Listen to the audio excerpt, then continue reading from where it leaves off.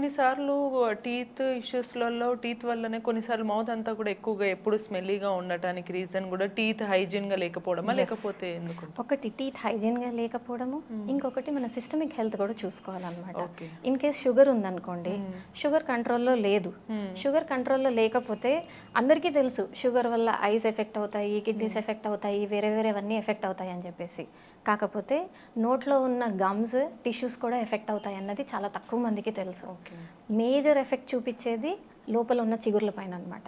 ఈ చిగుర్లన్నీ వాసిపోతాయి, bone అరగడం start అవుతుంది sugar ఉన్న పేషెంట్స్కి. అప్పుడు ఏం జరుగుతుంది, ఈ చిగుర్లు వాసినప్పుడు బ్యాక్టీరియా అన్నది ఇంకా ఎక్కువ అందులో డిపాజిట్ అయిపోతుంది, సో ఇంకా స్మెల్ ఎక్కువ వస్తుంది.